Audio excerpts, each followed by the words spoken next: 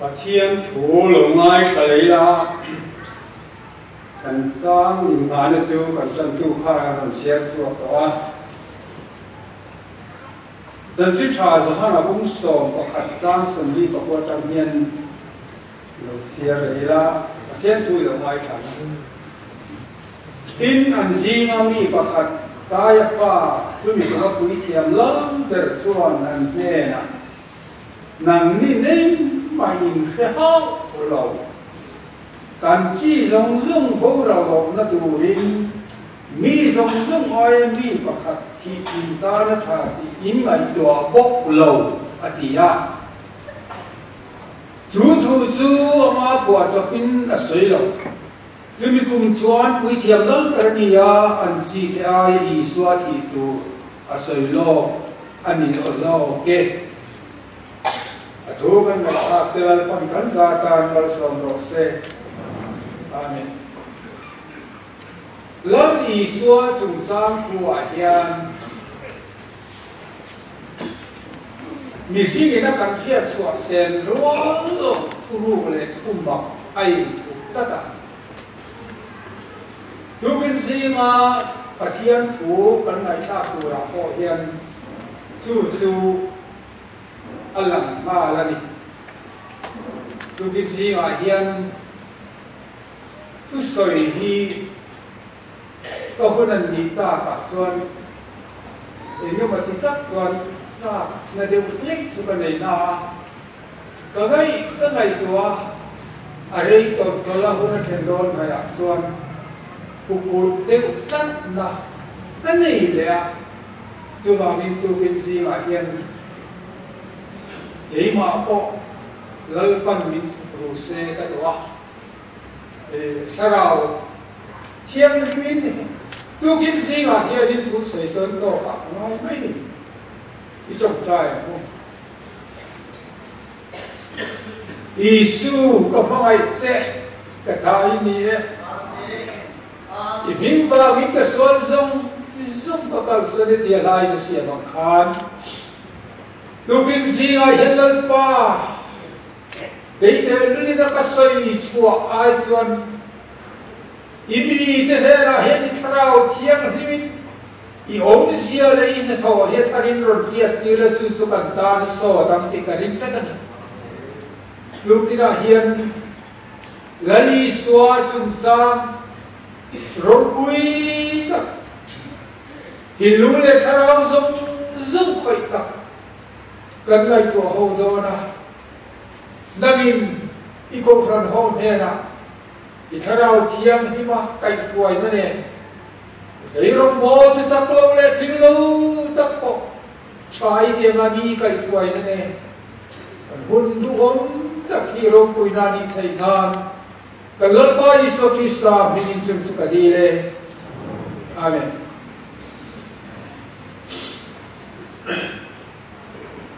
และอีสวาฮีKove soal kantura local tura patia ni na satua na tare ruata niti kan piasa oma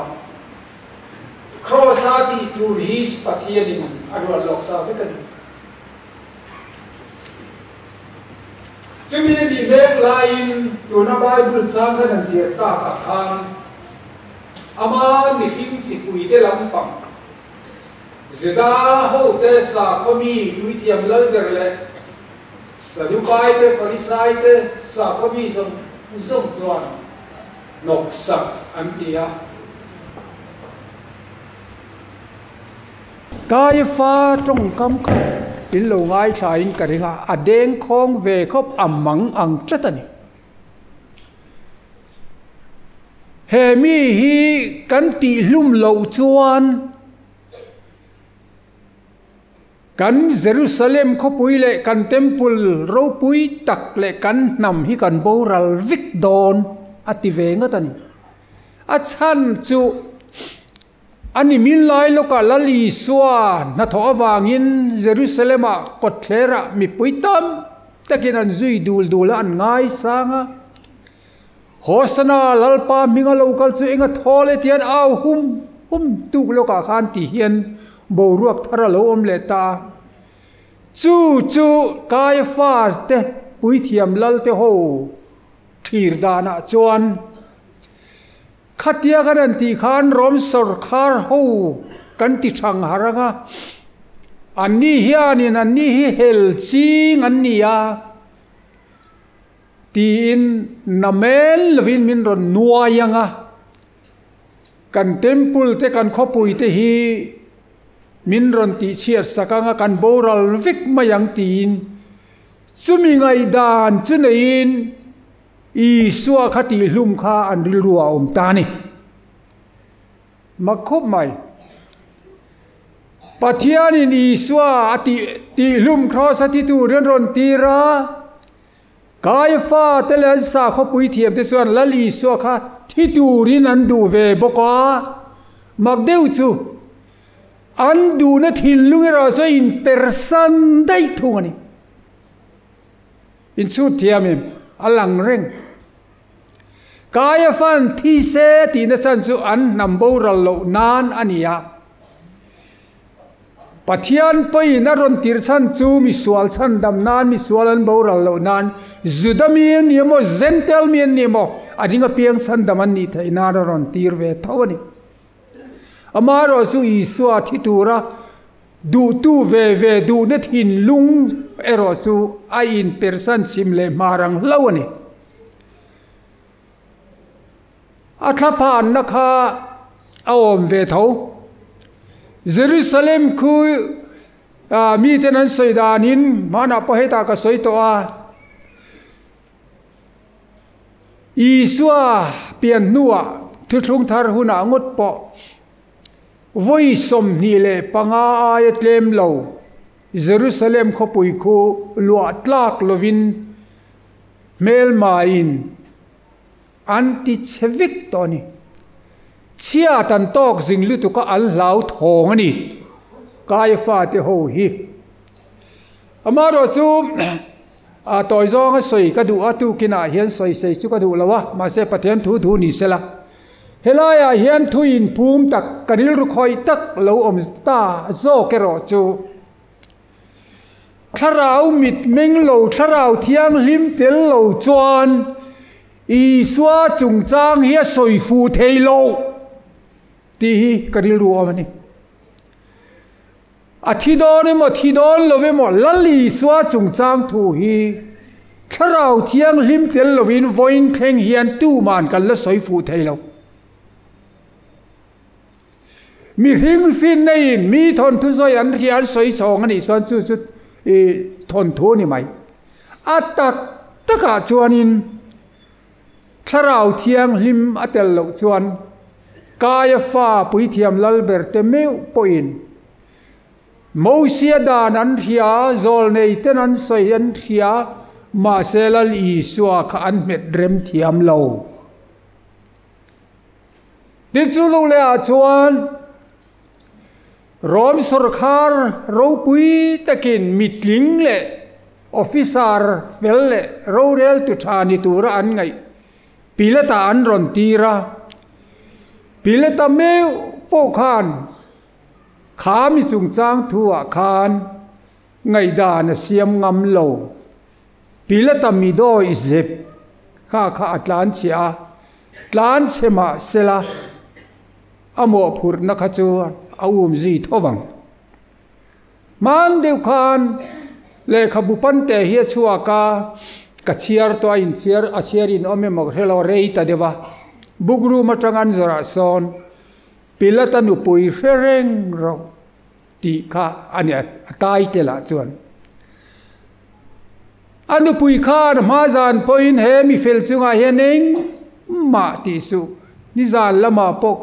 kamu ma nga reom na sat tak ania wang hen ka tuara ni ti ngoi ngoya ma se pilata khan dik niar hiat kha adin tlang pui ngam lova adoya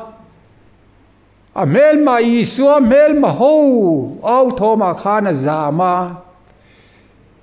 isua inti hing tin nge ka ti do na ti ruai tamai ni ani chuan cross a kheng bedro allo ti le sia eng ka tinge ka khen beng ko tam he mi hian enge ti sual ni an ti thina an ngai thato lo mi puin ti suan om zenei lovin hindu duata ne tia kut te sil tamai maya tukin zinga hianin helai thu hi ngun taka ka ngai to chuan tharau thiang lim kai hruai nun lo poimo zia hi o ti hi min hria tirani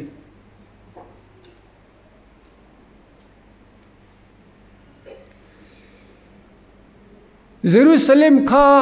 khati khopa achia tan hlau ngoi ngoi kha edi som saria chon rom hoin an ron ti cheta thova temple ponna satakin zirtir ten lalpa ente alung te hilien te nia nan ti te poka ankar phong veka akara khan rang kachak le lung lu omma na ti in temple te poka anti chevekani al lo thon khachu an tuar ta tho ani chu i lali swa chungchang thua hianin tukin zinga i swa an bu kan ti hian atu ne ngen buk chu kan thasa tir o midang tu ma mingalang lo baraba nen an buk ta ni i swa le baraba kan buk ta hul mai ni chu hei hi karil ruwa oma i swa le baraba an buk kha tun lai hian enge kan din mun vele tun lai baraba chu enge ni ta le tun lai po baraba nun zia khala om thowasin hel nate dot soite ruk nate mani masial nate mi el rel nate a khate ang zong nun chia kha baraba nun ania chu voin theng hian atak sa om to lo ma se baraba nun zia hi mi hing te zinga ko ran zinga po hian alalang rengani ti kha ka soi duani baraba nun zia hi at a hlau om ani baraba zia chu dor sei du am ruk hel na it sik na hel ei ruk na mani masial na engkim tu lai Mizoram Christian te a hian baraba nun pumi te kan lo la om mayang ti so la om tak chunia hemi zong anun zia tam tak soi fiana hi pakhatin lo la toi ta ila baraba nun chu mi corrupt takani tin soi ta ila corruption te hi mi mol point mizo tong e mokan ti to a ei ruk na kanan ti maya hei hiya na hil fia phalo baraba nun sual voin thenga pathian ring lo tu tele pathian mi te singa po mi ti boy tu lo lang thina hi soi thiam thei poni lo tam lutuk baraba nun zong kha kan soi seng lawa bible hian a soi tlem ma se a soi sun kha ero chu thalo takan hel ching hel na lama in mang mi ruk ching mi tha mang lung in tam ming thang tak ati kherani bible in baraba kha aswal ko nga khan i swa tluk lo khasu kan thelo i swa kha ming thang ahun lain ma se baraba po khaswal ko nga ming thang ve thoni om takani hei karil ruwa oma tun lai baraba chu khang kha lo nia a khai khom nan chuan corruption han tiang chi rin om lo nang chi kha lo mangta ila lo soita ila hei tun lai a hian Mizoram a po Christian te melti hem tu ber chu corruption hi ani ti kan soi theya bible a hian a lo soi keini soi tlang lon ngot a in bible hian he baraba nun zia thalo takhi alo soi siang khop mai sam number somli pakwa chang kwa chuan ti hian soyania apum puya khas sam number somli pakwa na pumpui athu tlang pui soina chuan sum ta na in nga a thak zia atini sam samli pakwana ka chu sang kwa chuan troina mu lo na tur chuan ti kha troina ti kha tan hetiang tak hian ani mo pathian thu hian a lo sai rap thlak o ti hi karil ruwa aom thar renga mizo trong bible troina ati kha mizo ramina lar taka corruption kan ti kha ania corruption isap trong bible lar tak authorized version King James version an ti boka chuan he troina ti hi corruption sap tongin an ti hian ada kala tin bible lar tak pakhat New International Version an ti cha em tun lai mi ina an du em khovela Protestant scholar som sari rual khan choina uluk takahun rei tak Bible le lin tharan siamania chuta chuan decay atia chu nget ti na ni hanget ti na thei nget nget chitin reng soina kan hanget tak chuan anna a soi po harsani adam na chu phoya pai dai ni mai apathum na chuan no pang le zual thalai ta na Bible le living Bible an tia chuan helai thu hi rem hun hell tina da thu ni corruption kha hell rem hun tin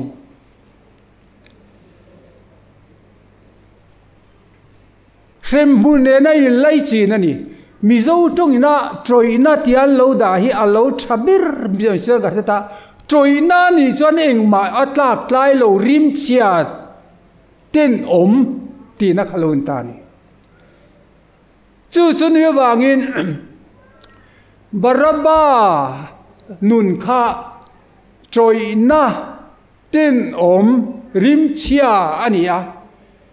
chu kan rama po hian voin theng hian ala omangim o ti hi ka ngai to a soi su tam mai ko ran ho te hian heti laka hianin kanin thiar filim angai ani troina laka hian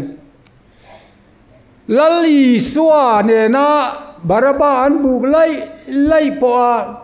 lali swa an buk kang dai maya baraba an buk rit zok na sanakha abuk tu te nun a troi wanga nia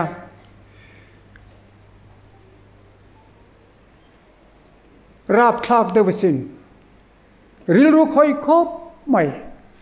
lali swa eng kim ti thei mi khongai tu mi zong mai an dam lo tin reng mai nan na tin reng po a to piang a mua piang ti dam zel mai khop mi zong chunga tha zuda le zentel chunga khongai nan na tho ro pui tak lan tir tu kha pui thiam lal sa kho tu te chuan mel ma ena zuk en tlata a chan chuan ril ru a troi to wangin i suwa kha tak na an hu thei lo ani kha an mi ta del tlata an thil bu ka kha nan ma ni an chiang thei lo ani chuwangin tu kin si ga hian ke ni po ko ran ho te hi ko ran kan ni kan in ti la ya hian kan thil bu kan thil lunga hian thil tha le thalo su ni tin zan tin a lo langa chuta chuan a tu nge bu grit zok a tu nge kang zok ti kha kan soi fel sin felanga irengani tuna hianin bazar nu ho bazar thil buk thin po in omang ani lo le dor thil buk thin po in omang chini ma eng po lo buk don ta ula mai mi ching chungin buk ta ula mai mi ching chungin buk lung khadap ta ula patla khan ta ula buk dika har ngo tang tiro han buk ta ula nan khai ta ula in adik khariya dharani an men lo wang khan adikan the thei lawang kha teng chuan chutiang chia chuan in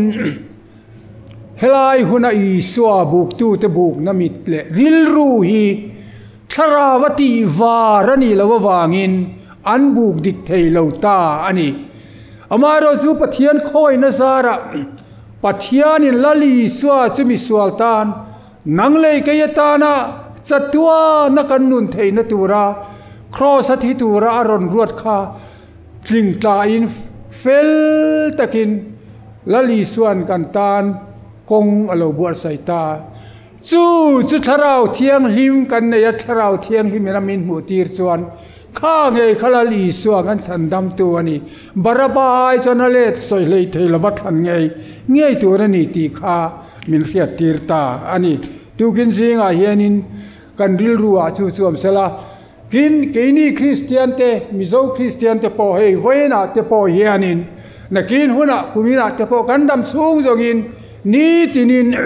kan thil lunga hian buk na kan khaya ngai don ani kumina po kan khayang na kuma po kan khayang tu nge nangma khan bukrit ber ti kha nangman amo I phur don ani I thu in thiamini omanga I thu vekin thiam lovin I omang ati ni pathian thu chuan chuwangin tu kin good friday ni a hian kalal I swa melma ten diriam taka athi anlom kha ale lama chuan pathian mi ta chuan kan nun na alo ni ta lau mai te kha pathian rem ruan na fin zia le thuk zia kha kan ngai tua thei ome chu wangin voina ngei pon kan ngai tua na thil te reu te mir hiat puilo har san na kan to ka nga khem na kan to ka nga mizorama pheichuanin alar he ni khem na to hi mo kong rang sumle pai thila po them na kan to na sa niang tu te mo suan them na kan tok nin kan ria an tong nin kan ria ni amaro chu heda hen ka thu san nung bera chuanin pathian ring lo mi te thil ti a hian ring tu ko than mi pathian thu ina mi thiang lim ati te hi su in nam noi ve lo tur bible a hian nangma le ke pathian ring tu mi piang thar hi thu thung thara ringot po hianin voi som ruk le pani mi thiang lim min ti ni chung chuan corruption te athil dang thalo tak baraba zia lo lang thien jong hi kan malmak angaya kan kom ngei lo angaya kanin thiar fil hi mangaya keima ni ngai tu na le kan kul le kan ke hi chimi laga chuan kan thiar fil hi mangai ni chutiang lo chuan lali suwa hi kan tan aro pui thei lawang kan hia kumin kum kalta khanin presbytery pariatin kan ko thana mizorama sum man sual le ei ruk na thil thalo corruption hi sinoti nati ba na ngai ni tiang zongin agenda an thelu tani kha tuna hian sinoti na ngai tu kalme ka avor top ngai tu na asiam me ka ni committee te an thu me ka chu da chuan ko ran ho ti dan tur pa la ron lang mayang chu wangin ka soi du chu mi corruption kan ti sim si lo ho hi chu in nai lawang u I betha lawang u I lom lawang u ma se alanga changa mel mak le mu sitero ring tu te ti tur chuni lawa in thiar fil himang u ti heni chuwangin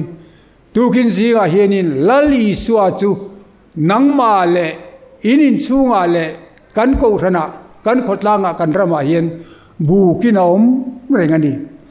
engtin nge lali suwa hi kan ti ve don lalpana thu kan zatan malsom ro se amen